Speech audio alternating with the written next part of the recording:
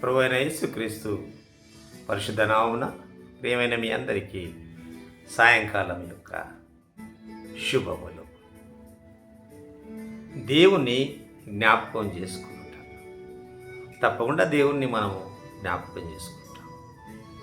కానీ దావీదు భక్తుడు దేవుణ్ణి జ్ఞాపకం చేసుకుంటున్నాడట. దావీదు కీర్తన 23వ సంకీర్తన 4-5 వచనం. నా మంచం మీద నిన్ను జ్ఞాపకం చేసుకుని. మనం మంచం మీద ఉండగానే మనం నిద్రించడానికి సిద్ధపడినప్పుడు మనకు ఎన్నో జ్ఞాపకాలు వస్తుంటాయి. కానీ భక్తుడు నా మంచం మీద నిన్ను జ్ఞాపకం చేసుకుంటాను అంటున్నాడు. జ్ఞాపకం చేసుకుని ఆయన ఏం చేస్తున్నాడు? రాత్రి జాములయందు నిన్ను ధ్యానించినప్పుడు దేవుని జ్ఞాపకం చేసుకుంటూ రాత్రి జాములయందు నిన్ను ధ్యానించినప్పుడు అని ధ్యానిస్తున్నాడు. దేవుని జ్ఞాపకం చేసుకుంటూ దేవుడు దినమంతా చేసిన మేలులను ఆయన గుర్తు చేసుకుంటూ రాత్రి జ్ఞాపకం చేసుకుంటున్నాడు. మంచం మీద చేసుకొని ధ్యానిస్తూ ఉన్నాడు భక్తుడు.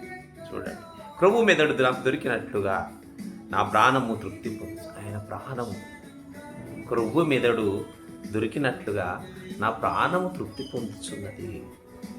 ఉత్సహించు పెదవులతో నా నోరు నిన్ను గురించి గానము చేస్తున్నది. సంతోషం, దేవుణ్ణి జ్ఞాపకం చేసుకుంటూ ఆయన ఆనందం, ఆయన ఉత్సాహం. ప్రభు మెదడు దొరికినట్లు నా ప్రాణము తృప్తి పొందుతున్నది. ఉత్సహించు పెదవులతో నా నోరు నిన్ను గూర్చి గానం చేస్తున్నది. దేవుని స్తుతిస్తున్నాడు. దేవుని గూర్చి ఆయన మంచం మీద తన పడక మీద గానము చేస్తున్నాడు. ఎందుకంటే 3వ వచనంలో నీ కృప జీవం కంటే ఉత్తమము, నా పెదవులు నిన్ను స్తుతించును. నీ కృప, దేవుని కృప జీవము కంటే ఉత్తమమైనది. అవును, దేవుని కృప అంత ఉత్తమమైనది. ప్రాణం కంటే దేవుని కృప చాలా ఉత్తమమైనది. జీవం కంటే నీ కృప ఉత్తమము, నా పెదవులు నిన్ను స్తుతించును. రాత్రి జామున మనం కూడా సమయం దొరికినప్పుడల్లా దేవుణ్ణి మనం జ్ఞాపకం చేసుకుంటూ మన మంచం పడక మీదకి వెళ్ళగానే దేవుణ్ణి జ్ఞాపకం చేసుకునేవారుగా ఉంటారు. దేవుని వాక్యమును ధ్యానించేవారు, దేవుని స్తుతించేవారిగా ఉంటారు.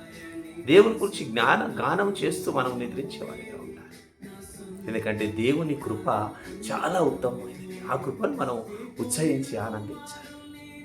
ఆ కృప గురించి మనం గానం చేయాలి, స్తుతించాలి. మన పెదవులు ఆయనను స్తుతించే పెదవులుగా ఉండాలి. ఈ రాత్రి కాలంలో మనం అందరం ఆ విధంగా దేవుని జ్ఞాపకం చేసుకుంటూ మన పెదవులతో ఆయన ధ్యానిస్తూ మంచి సుఖమైన నిద్రను పొందుటకు దేవుడు తన కృపను అనుగ్రహించి, ఎందుకంటే దేవుని కృపా జీవం ఉత్తమం. ఈ రాత్రి కాలం అందరినీ కాపాడి తిరిగి నూతన దినంలోనికి మనం దేవుడు ప్రవేశించలాగా మనల్ని దీవించి ఆశీర్వదించి కరుణించి కాపాడును గాక. ఆమేన్.